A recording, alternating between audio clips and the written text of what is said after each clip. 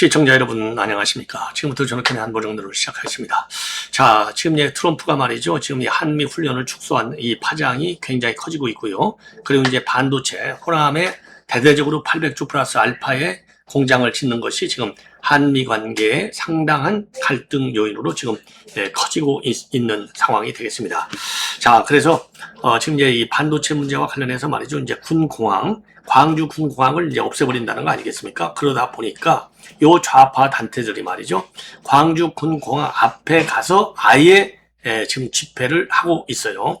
미군 나가라 이거죠. 미군 철수하라는 겁니다. 아예. 예. 자, 이게 지금 이 좌파들의 지금 행보가 되겠고. 자, 그 다음에 이제 하나는요. 지금 이제 그 훈련, 축소 또는 폐지. 요 문제와 관해서 한미 갈등이 한참 지금 벌어지고 있는데, 이런 상황에서 지금 왕이가 지금 서울에 5년 만에 서울에 지금 오게 되어 있어요. 자, 와서 내일은 지금 이재명이를 만나도록 되어 있습니다. 1박 2일 일정이에요. 자, 그래서 지금 왕이가 오는 걸 보면 하필이면요. 물론 지금 이제 그 왕이의 이제 방한 일정은 이미 이제 그 양쪽 간에 합의가 돼 있었고, 지금 후에 지금 트럼프 대통령이 이제 훈련 축소 문제 가지고, 그리고 이란전에서 도와주지 않은 거에 대한 한미 갈등, 이게 터진 거예요. 그러나 결과론적으로는 어쨌든 간에 지금 미국에서는요, 이재명 정권의 친중 행보에 관해서 굉장한 의구심이 가지고 있고, 이것이 한미 관계를 긴장시키는 요인 중에 하나인데, 마침 왕이가 오는 거예요. 이게 지금 상당한 파장을 야기할 것 같다. 저는 그렇게 판단이 되고요. 더군다나 이재명이가 말이죠. 여자 트럼프 대통령의 이 훈련 관련, 그리고 이란 지원하지 않은 거에 관해서 말한 이후에 전작권 전환 문제를 강력히 추진하겠다고 발언한 거, 이런 것도 지금 상당한 지금 위협 요인이, 한미 관계의 갈등을 부추기는 요인으로 지금 부각이 되고 있습니다. 자, 이게 이제 지금 제가 말씀드리는 이번 시간에 말씀드릴 지금 이제 이 국내 정치 그 한미 관계가 되겠고요. 그리고 이제 TV조선에서 단독으로 보도하고 있는 내용에는 지금 한미 지금 연합훈련과 이제 연결되는 내용인데, 지금 CP 탱고가 비었다는 거 아니겠습니까? 요게 지금 굉장한 파장을 야기하고 있는 겁니다. 자, 트럼프 대통령이 축소를 하라고 한 직후에 지금 전시 지휘소가 비어졌다. 자, 이게 왜냐면요, CP 탱고라고 하는 것은요, 미 첩보를 실시간으로 볼 수 있는 연합군 지휘의 심장부예요. 요거를 비웠다? 굉장히 심각한 것이죠. 한미 관계가 굉장한 위기 수준으로 지금 치닫고 있는 것이 아닌가. 자, 이런 우려를 하지 않을 수 없네요. 자, 그래서 이런 내용을 가지고 여러분께 말씀을 드리도록 하겠고, 앞방송에서 말씀드리려다가 시간 관계상 못 드렸던 요 최측근들, 이재명의 호위무사들이 이번 당대표 그리고 최고위원 선거에서 완전히 전멸했습니다. 자, 이걸 보면요, 이재명의 레임덕은 이미 시작해서 레임덕이 지금 골 깊게 파져들어가고 있다. 이렇게 볼 수 있는 것 같아요. 자, 그래서 중앙일보 보도를 보면 지금 이재명의 최측근 중에 하나가 김용, 제가 이번에 이제 안 될 거라고 그랬지 않습니까? 예, 김용. 그리고 이제 이재명의 공수처소위원 모임을 주도적으로 이끌었던 박성준과 이건태는 대표적인 이재명의 대장동 변호사 중에 한 명이잖아요. 요 박성준과 이건태가 지금 이제 출마를 저울질하다가 출마를 결국은 못했어요. 예, 그러니까 이제 경선에서 이제 그 예비 경선에서 탈락이 된 거죠. 예, 자, 그래서 처음에는요, 출마 선언할 때 지금 박성준 그러니까 이제 요 박성준 같은 경우에는요, 출마할 때 조작지소 국정조사를 빈틈없이 성공시켰다라고 했지만은 아웃. 그 다음에 지금 이건태 같은 경우는 정치검찰의 무도한 칼날을 온몸으로 막아놨다라고 했지만은 예비경선 문턱조차 넘지 못했어요. 예, 예비경선 문턱조차. 그 다음에 이제 친명으로 볼 수 있는 박선원과 이섬희의 경우에는요, 찐명이라기보다는 좀 친명 세차는 비교적 였다. 이게 전반적인 평가예요. 그러니까 이제 찐명을 강하게 내세웠던 이 박선준하고 이건태는 아예 예비경선 자체를 통과하지 못했고, 그리고 박선원과 섬이야 딱 둘만이 된 거예요. 자, 그래서 지금 요걸 보면은요, 지금 이제 이 친명계에서 무려 7명이 나왔어요. 7명. 난립을 한 거죠. 자, 그런데 된 것은 딱 2명. 박선원하고 섬이야 밖에 안 됐어요. 7명 중에서 2명밖에 안 됐으니까 제가 30%밖에 안 된 거예요. 70%가 아웃. 자, 그런데 반해서 친청계에서는요, 아예 최민희하고 이성윤, 한민수 딱 3명만 나왔어요. 저는 100% 당선입니다. 그러니까 이거는요, 민주당 당원들마저도 이재명의 호위무사, 자, 이재명의 방탄, 지나치게 치는 것은 좀 염증을 내고 있다는 게 아니겠습니까? 자, 그래서 지금 말이죠, 이거야말로 지금 이제 정말 그 레임덕 현상의 한 징표가 아니냐, 자, 이렇게 판단이 되는 대목이 되겠습니다. 자, 그러다 보니까 말이죠, 조선일보가 사설을 통해서 김용을 당선시키려고 하는 정권의 무리수가 결국 민심의 철퇴를 맞았다, 이런 취지로 사설을 쓰고 있어요. 예. 자, 그래서 요 내용을 좀 자세히 말씀을 드리면, 이재명의 최측근인 김용이 최고의 선거를 해서 낙선했고, 전당대회 막판 친명인 인미하고 김용우 후보가 사퇴하면서 지원을 했는데도 6위에 그쳐서 5명을 뽑는 최고위에 들지 못했다. 그래서 민주당은 대의원 권리당원 투표 70%, 일반 국민 여론조사 30%로 최고위원을 뽑았는데, 자, 이걸 보면은요, 자, 이 김용의 경우에는 전현직 의원과 당직자 위진 대의원 투표에서는 29.77%로 1위를 차지했지만 최하위 6위를 23%포인트 가까이 앞선 거예요. 그런데 민주당 지지층과 무당층을 상대로 한 여론조사에서는 14.9%로 밀렸어요. 최하위로. 그러니까 당비를 내는 권리당원 투표에서는 6위 15.13%, 친명계가 많은 선출직과 당직 투표에서는 압승했지만은 권리당원과 국민 여론의 외면을 받은 거예요. 자, 그래서 이제 김용의 경우에는 2021년 대선 때 말이죠, 6억 원을 받은 혐의로 징역 5년을 선고받고 법정 구속됐다가 보석으로 풀려났어요. 자, 그래서 돈을 전달했던 진술과 이를 뒷받침하는 증거도 명확해서 1, 2심 법원이 모두 유죄로 인정한 것입니다. 지금 확정 판결을 기다리는 형사 피고인 신문이에요. 당선됐더라도 대법원 선거에 따라서 다시 수감될 수도 있어요. 그런데도 전대 국면에서 이재명은 법원의 김 후보 유죄 판단에 대해서 해계환 결론이다, 이해하기 어렵다, 이런 글을 SNS에 올렸어요. 그래서 최고위원 예비경선에서 탈락한 친명 후보들도 김용을 전폭 지지했지만 결과는 낙선입니다. 지난 6월 재보궐선거를 앞두고도 민주당 의원 60여 명이 김용을 공천해야 한다고 했어요. 조작 기소 피해자인 김용은 무죄다, 정치 검사의 희생자라고 주장을 한 바 있습니다. 그런 김용 혐의가 결국 대통령의 선거 자금을 받은 것인 만큼 두 사람은 대장동 사건에서 한 분처럼 엮여 있어요.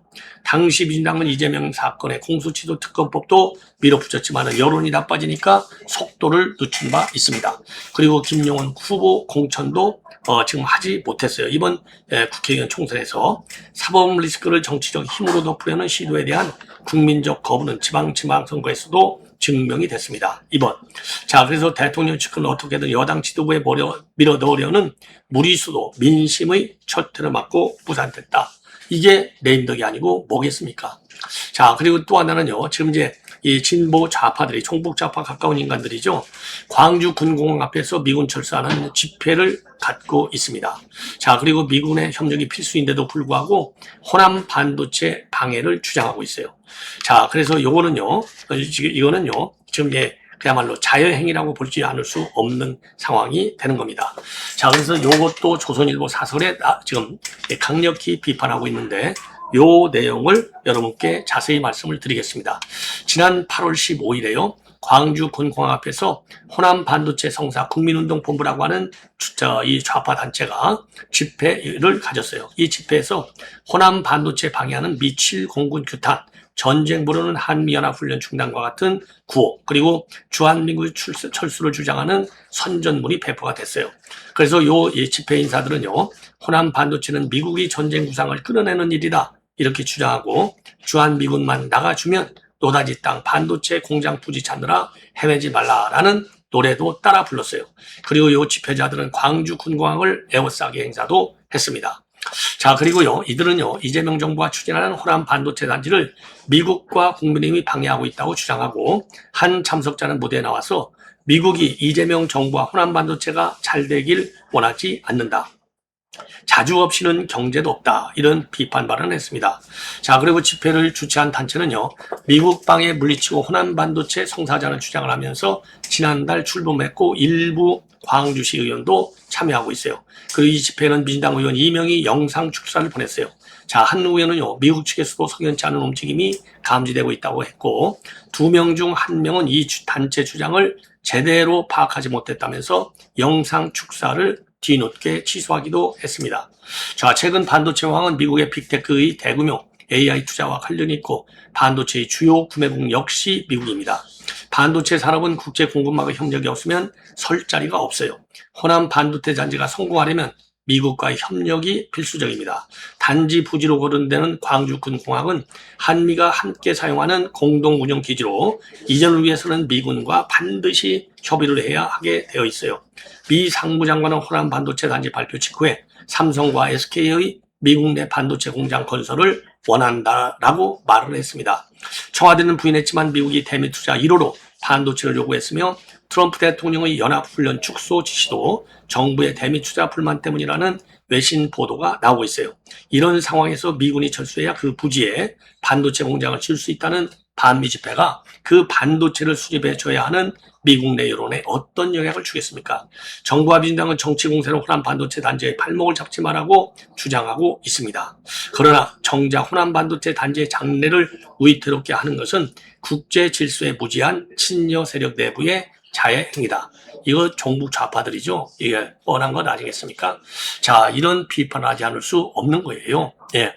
자, 그러다 보니까 말이죠. 지금 TV조선에서 이번 이제 훈련과 관련된 지금 이제 특종 보도를 하고 있어요. 특종 보도. 자, 그래서 이거는 직접 여러분께, 예, 지금 TV조선의 방송 내용을 직접 여러분께 말씀을 드리도록 하겠습니다. 예. 자, 백문이 불여일견이죠. 자, 그래서 트럼프가 한미 훈련을 축소하라 이렇게 지시가 나온 뒤에 연합사 성남지휘소 성남이 비었다고 합니다. 캠프 홈플레이스로 다 갔다는 거 아니에요. 예. 자, 그래서 지금 TV조선의 단독 보도 내용을 여러분께요, 한번 직접 들어보시죠. 예. 자, 취재 기자의 취재 내용이 되겠습니다. 예. 자, 이게 한번요. 자, 제가 소리를 조금 키워보겠습니다. 시청자 여러분 안녕하십니까? 뉴스9 윤종호입니다. 집값을 잡겠다는 정부의 이런저런 정책들이 현실에서는 세입자들의 고통만 키우고 있습니다. 전 월세난이 극심하고 청년들의 내 집 갖기 의지를 꺾는 등 부작용이 심각하다고 합니다. 뭘 위한 정책인지 묻지 않을 수가 없습니다. 올 하반기 한미연합훈련 을지 자유의 방패가 시작부터 차질을 빚고 있습니다. 미국 트럼프 대통령이 어제 새벽 SNS에 한미훈련 축소 지시를 내렸다고 전해드렸었죠. 트럼프 지시가 나온 뒤 실제 한미연합사가 전시연합지휘소인 성남의 CP탱고에서 철수한 걸로 저희 취재 결과 파악됐습니다. 이번 훈련의 핵심이 전시 상황을 대비한 건데 핵심 지휘소 대신 평택 미군기지에 있는 평시지휘소로 옮긴 겁니다. 이번 훈련은 한미 간 연합 방위태세 점검뿐만이 아니라 전시작전권 전환을 위한 평가까지 의미가 적잖은데 한미 양국 간에 어떤 일이 벌어지고 있는 건지 자세히 짚어보도록 하겠습니다. 오늘 첫 소식 조덕형 기자가 단독 취재했습니다. 어제 새벽 6시쯤 트럼프 미 대통령이 한미 훈련 축소를 지시했다는 사실을 SNS에 공개하자 국방부는 UFS 연습은 계획대로 진행 중이라고 했습니다. 하지만 트럼프 지시 이후 한미연합사는 성남 전시지휘소인 CP탱고에 꾸렸던 지휘부를 평택 험프리스 기지로 옮긴 것으로 파악됐습니다. 군 관계자는 전시지휘소인 CP탱고 운영을 예년에 비해 축소하라는 취지로 지시가 내려와 일요일에 설치했던 지휘부를 이튿날 해체해 평시지휘소인 험프리스로 옮겼다고 전했습니다. 연합사는 주한미군과 우리군이 공동으로 지휘부를 구성하는데 평시지휘소로의 이동은 훈련 자체의 긴장도가 낮아질 수밖에 없습니다. CP탱고에서 한미가 함께 국민의 생명과 안전을 지키기 위해서 주한미군과 우리 한국군이 함께하는 것입니다. 또 다른 문제는 이마저도 바뀔 수 있다는 겁니다. 지휘소 내에 어제 야간 및 오늘 주간 근무자가 평택으로 이동한 것으로 알려졌는데 오늘 야간 근무조부터 다시 성남 CP탱고로 복귀시키는 방안이 논의 중인 것으로 전해졌습니다. 전시 대비 군사훈련 중에 확고부동해야 할 지휘구가 오락가락할 수 있다는 겁니다. 이와 관련해 국방부는 한미가 긴밀히 협의 중이라며 뚜렷한 입장을 내놓지 않았습니다. 주한미군도 CP-10과 관련한 별도 입장은 없다고 했습니다. TV조선 조덕현입니다. 자, 이러니까 말이죠. 지금 미군이 굉장히 지금 화가 나 있는 게 분명해 보입니다. 자, 그러다 보니까 말이죠. 이 북한 카드를 동원해서 지금 한국 정부를 지금 트럼프 대통령이 강하게 압박하고 있는 상황이 되는 거예요. 자, 그래서 또 요것도요. TV조선에서 아주 미국의 이제 이 분위기를 아주 자세히 지금 분석하고 있어요. 그래서 요것도 직접 여러분들께서 한번 들어보시면 좋을 것 같아요. 예. 자, 제가 이미 CP-10고 왔다 갔다 했다는 것은 이미 말씀을 드렸죠. 예. 자, 그래서 TV조선 보도 내용을 다시 한번 또 들어보시기 바랍니다. 워싱턴 분위기가 굉장히 안 좋다고 합니다. 동맹국인 우리를 압박하면서 북한의 대화 카드까지 꺼내든 속내 궁금한데요. 미국 워싱턴 DC의 특파원 연결해서 자세히 살펴보도록 하겠습니다.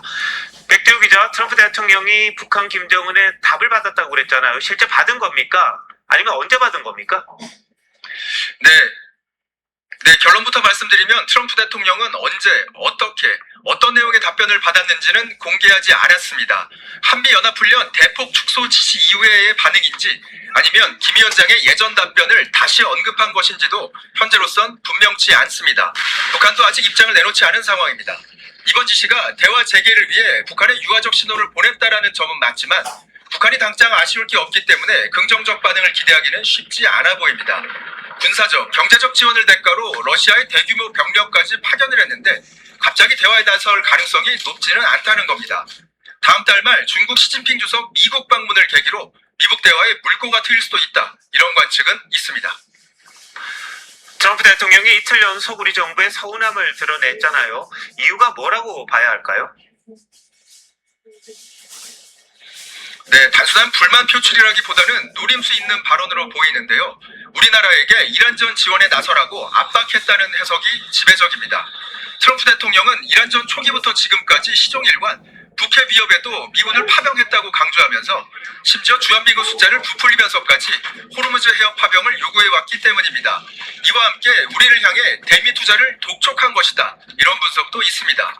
미 정치매체 폴리티코는 3,500억 달러 규모로 약속한 대미 투자 지원으로 누적된 트럼프 대통령의 불만이 이번 훈련 축소 지시를 불러왔다. 이렇게 보도했습니다.